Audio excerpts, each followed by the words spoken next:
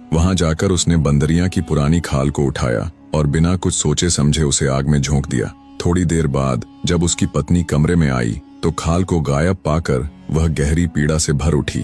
आंसुओं से भरी आंखों के साथ उसने कहा, तुमने यह क्या कर दिया राजकुमार? बस 3 दिन और इंतजार कर लेते तो हम हमेशा के लिए साथ रह सकते थे। अब हमारे रास्ते अलग हो गए हैं। यह कहते कहते वह एक सफेद रंग की कबूतर में बदल गई और खिड़की से बाहर उड़ गई। राजकुमार तुरंत उसके पीछे दौड़ा, पर कुछ दूर जाकर वह कबूतर अचानक गायब हो गई। इसके बाद वह अपनी पत्नी को ढूंढने के लिए जंगलों, घाटियों और पहाड़ों में भटकता रहा, मगर उसका कहीं अता पता नहीं चला। इस खोज में पूरे 2 साल बीत गए। अब वह थक कर चूर हो चुका था। उसके वस्त्र फट गए थे, चेहरा धूल धूसरित था और दाढ़ी भी बड़ी बड़ी हो चुकी थी। राजकुमार पूरी तरह टूट चुका था। इसी निराशा में भटकते हुए अचानक उसकी नजर एक अजीब सी झोपड़ी पर पड़ी। वह झोपड़ी किसी पेड़ की जड़ों पर नहीं बल्कि मुर्गी की टांगों पर खड़ी थी और लगातार घूम रही थी, मानो अपने भीतर कोई रहस्य छिपाए हो। यह विचित्र दृश्य देखकर राजकुमार ने साहस जुटाकर कहा, हे झोपड़ी, जरा कृपा करके अपना पिछला हिस्सा पेड़ों की ओर कर लो और मुख मेरी ओर घुमा लो। राजकुमार के इतना कहते ही झोपड़ी घूमना बंद कर दी और मानो उसी का इंतजार कर रही हो, तुरंत एक दरवाजा खुल गया। राजकुमार बिना झिझक भीतर चला गया। जैसे ही उसने अंदर कदम रखा, उसने एक वृद्धा स्त्री को देखा।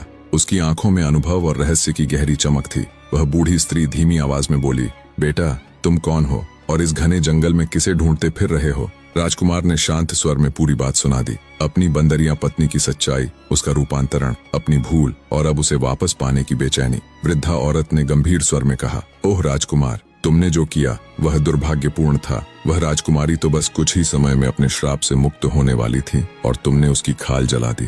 राजकुमार ने हैरानी से पूछा, कृपया बताइए दादी माँ, आखिर किसने उसे श्राप दिया और क्यों? उसके पीछे की सच्चाई क्या है? बूढ़ी महिला नरम स्वर में बोली, बेटा, अभी तुम बहुत थके हुए हो। पहले पेट भर खाना खा लो और थोड़ा विश्राम कर लो, फिर मैं तुम्हें सब कुछ विस्तार से बताऊंगी। राजकुमार ने उसकी बात मान ली। बूढ़ी औरत ने बड़े प्यार से गर्म और स्वादिष्ट भोजन तैयार किया, जिसे राजकुमार ने तृप्त होकर खाया। फिर वह कुछ समय के लिए सो गया। थोड़ी देर बाद जब वह आराम करके उठा तो उसने फिर से वही सवाल दोहराया। बूढ़ी औरत ने धीमे स्वर में बोली, जिस बंदरिया को तुम खोज रहे हो वह कोई साधारण प्राणी नहीं है। वह पड़ोस के राज्य की राजकुमारी है। उसके पिता उस राज्य के राजा को अपनी बुद्धिमत्ता पर बड़ा गर्व था। वह यह मानता था कि उसकी जैसी समझदारी किसी में नहीं है, पर दुर्भाग्य से उनकी बेटी उनसे भी अधिक चतुर और समझदार निकली। प्रजा उसकी बुद्धि और विवेक की सराहना करने लगी। यही बात राजा को खटकने लगी। उसे अपनी ही बेटी से जलन होने लगी और वह बार बार यह सिद्ध करने की कोशिश करता कि असली बुद्धिमान वही है। समय बीतता गया और यह खटास बढ़ती चली गई। फिर एक दिन जब राजमहल में राजा की 14वीं वर्षगांठ मनाई जा रही थी, उसने सभा में एक विचित्र ऐलान कर डाला। राजा ने पूरे दरबार के सामने घोषणा की, अगर मेरी बेटी को लगता है कि वह मुझसे अधिक चतुर है तो उसे 3 वर्षों तक बंदरिया के रूप में जीवन बिताना होगा और उसके बाद किसी राजकुमार से विवाह करके एक सुखमय गृहस्थ जीवन भी स्थापित करना होगा। यह सुनकर राजकुमार बेहद व्यथित हो गया। उसने बूढ़ी स्त्री की ओर देखकर कहा, दादी माँ, मैं अपनी पत्नी को हर हाल में खोज निकालूंगा, चाहे इसके लिए मुझे किसी भी संकट का सामना क्यों न करना पड़े। कृपया मुझे मार्ग बताइए। बूढ़ी महिला ने गंभीर स्वर में कहा, बेटा, तुम्हारी पत्नी इस समय पुराने हड्डियों के राज्य में एक दुष्ट जादूगरनी के कब्जे में है। वहां तक पहुंचना और उसे छुड़ाना अत्यंत कठिन है, क्योंकि वह जादूगरनी अपराजय मानी जाती है। आज तक कोई भी उसे पराजित नहीं कर पाया।